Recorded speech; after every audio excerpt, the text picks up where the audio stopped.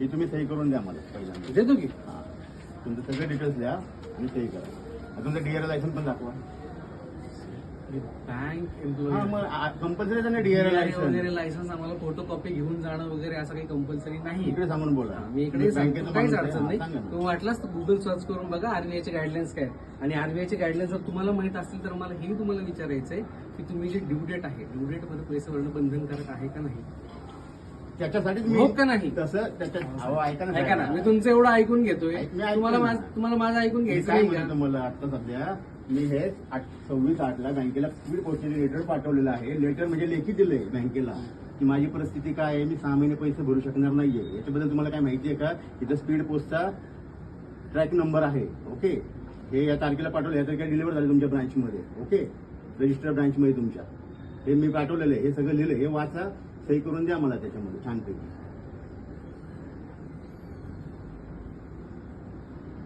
आणि हर्ष एजन्सीचं तुमच्याकडे काहीच नाही का? ऑथोराइज लेटर दाखवा मला त्यांचं. तुम्ही ऑथोराइज केलं त्यांना, एजन्सीला ऑथोराइज केलं लेटर दाखवा मला.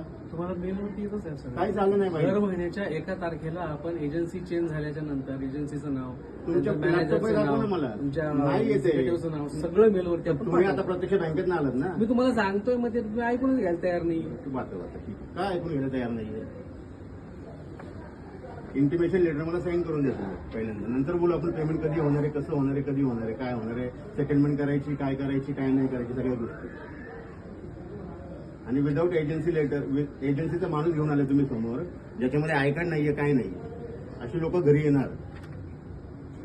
इंडसइंड बँकेचे हा फोन करून आलो साहेब, ते पण तुम्हाला पत्ता तुम्ही विचारून घरी, आलो. तुम्ही रस्त्यावरती असताना मला फोन केलाय, तुमच्या घरी आलोय म्हणून. त्याच्या आधी मला फोन नाही केला. अहो, 15 मिनिटं थांबलोय पण ना. हा, तुम्ही नव्हते घरी तर चांगली थांबलोय आहे पण ना. ना. मग मी येणार म्हणतो तुम्ही म्हणले असते मी घरी नाही. नाही येत ना, सो थांबलो. नाही, पण मला तुम्हाला भेटायचं ना साहेब, बँकेच्या माणसाला मला मी तर म्हणलं तुम्हाला थांबलो भेटायचं. ना मग त्यासाठी.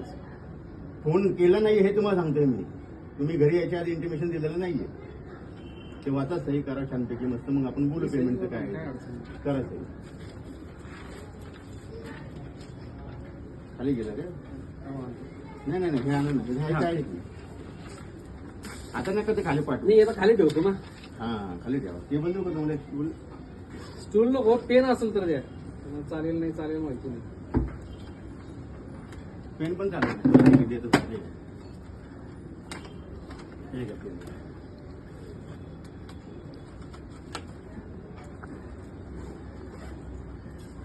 आणि त्यांनी शूटिंग काढायचं मला काहीच अधिकार नाही साहेब. ते जर आयडी नाही, काहीच अडचण नाही. तुम्ही शूटिंग करा किंवा काही करा, माझं काहीच म्हणणं नाही. तुम्ही जो कसं आहे माहिती का साहेब, ऐका ना, ऐका ना, ऐका ना, एक मिनिट. मी काय म्हणतोय, तुम्हाला आहे ना व्यवस्थित बोलायचंच नाही पहिली गोष्ट म्हणजे. नाही, नाही, व्यवस्थित तुम्हाला सगळं छान बोलतो ना मी सर. हे तर मी तुम्हाला देतो सही करायचं. सही करायचं काही अशी नाही बघा. इथे पण साईडला डिटेल्स इकडे किती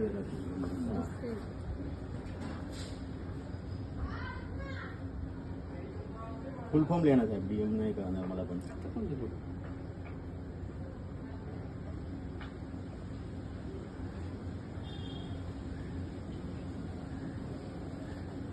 डीआरएल लायसन्स नंबर कुठे आहे माझ्याकडे? पाठवा ना मग तुमचा डीआर लायसन नंबर पाठवा, तुम्हाला मेलवरती इथे सगळं सांगा. पाठवतो. व्हिडिओ शूटिंग मध्ये सांगा. तुमच्याकडे कंपनीचे तुम्ही आयडीबीआय मधून आलात, तुमच्याकडे डीआर लायसन नाही, इथे सांगा ना. इंडसइंड बँक आयडीआय नाही, आयडीआय नाही. इंडसइंड बँकेत सांगा ना, तिथं समोर सांगा.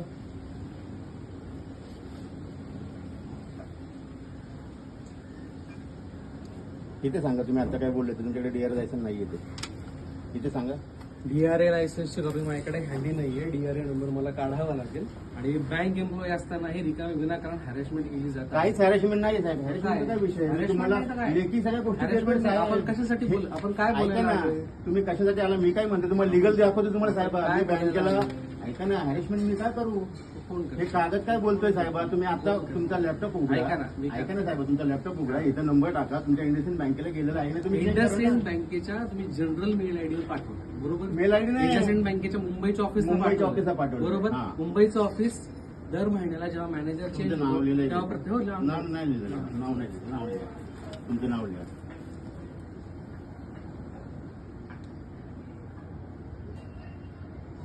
आणि डीआरए लायसन पण नाहीये यांच्याकडे, बँकेतनं आलेले ते. डीआरए विदाऊट डीआरए केलेलं आहे यांनी. विदाऊट डीआरए होम व्हिजिट करतो ते घरी.